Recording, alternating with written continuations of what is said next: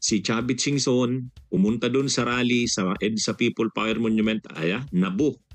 Nabu ng mga tao. Epal kasi itong si Chavit.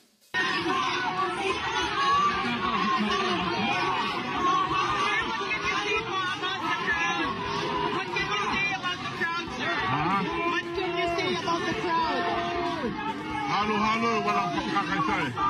Dapat magkaisa sila. How do you feel, sir? May mga interest sila eh. Dapat it should be one move just to remove the president, the most powerful symbol of the country. Are you one with the protesters, sir? Are you also here because you want to oust the Marcos administration? Feelings like kasi first day.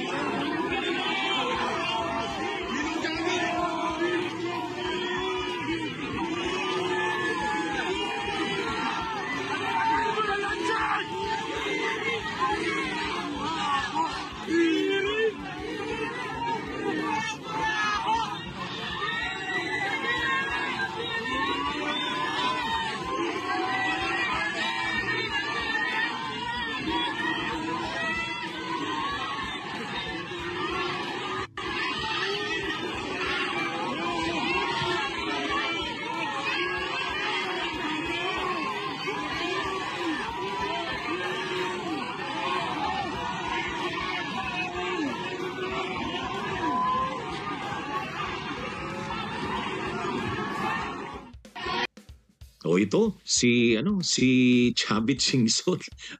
Si Chavit Singson, nagpa-epal kasi, nabu. Binu ng mga tao na kasama doon sa rally sa EDSA. Si Chavit Singson kasi nung isang araw, alam naman natin, sumama siya, sumusuporta daw siya sa mga rallying gaganapin noong September 21 laban sa katiwalian.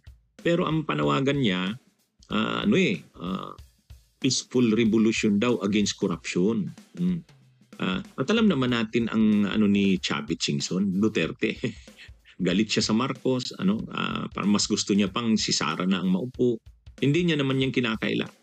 Yun openly, publicly sinasabi niya yan. Ngayon, naglakad si Chavit Singson, escorted ng mga pulis, ng kanyang mga supporters, sasali sana siya doon sa ginaganap na rally doon sa may EDSA People Power Monument.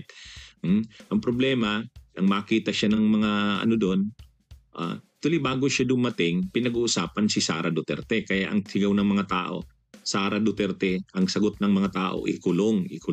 Kasi nga, ang mga Duterte ay may pananagutan din sa mga katiwalian. Ay palapit na si Chavit.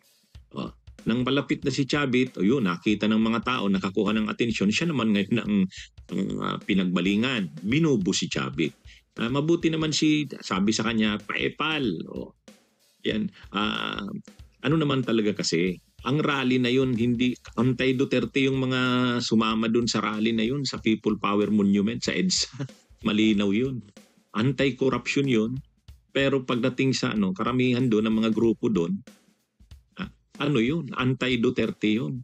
Ay biglang pumunta doon si Chavit Singson. Siguro dahil nagdeklara na siyang suportado niya yung mga rallies, kala niya i-welcome siya doon. Hindi naman ganun, hindi naman welcome doon sa mga rallies na yon ang mga pro-Duterte. Hindi. Ang Duterte ay hindi welcome sa mga rallies na yon. Kahit doon sa EDSA o Magsaloneta, si Chavit Singson publicly pumuposisyon na siya para sa mga Duterte. Laban siya sa katiwalian. Pero pagdating sa kung kanino siyang kampo sa politik kumasama, sa Duterte, kaya hindi siya welcome doon. O kaya nabu siya tuloy. Yan ang inabot niya.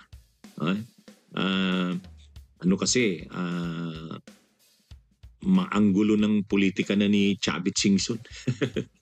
Anggulo. Kunwari daw, galit siya sa corruption. Pero sinasabi niya rin na hiniling niya kay PBBM, kay Marcos, na yung kanyang pamangkin ay ilagay bilang direktor ng PCSO. Yan ay gawain ng isang trapo. Tapos inamin niya rin na yung kanyang family corporation, construction company, na involved sila sa mga malaking construction sa Ilocos, yung kanilang satrap satrap na construction. Ang pangalan satrap. Inamin niya rin na nakakuha ito ng napakaraming mga proyekto sa gobyerno. Kaya ang hirap din ng sitwasyon ni Chavit na sabihin na anti-corruption siya o galit siya sa pagkakorrupt ng mga politiko. Samantalang siya rin ay politiko at hindi malayo na siya rin nanginabang sa korupsyon sa gobyerno. Kaya lang nagagalit lang siya ngayon sa gobyerno ni Marcos kasi nga hindi napagbigyan yung kanyang mga hiling na gustong mangyari. Bagamat hindi niya inaamin yon, pero yun naman ang totoo halos eh. O ngayon, sasama sana siya sa rally doon sa EDSA, People Power Monument. Anti-Duterte yun eh. Anti-Duterte yun. Kaya nabu siya. O yan ang nangyari kay Chavit.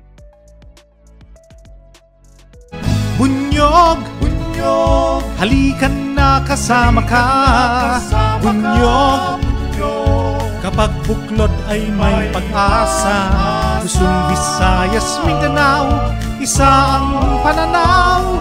Sa bagong Pilipinas ang bunyog isisigaw. Bunyog, bunyog.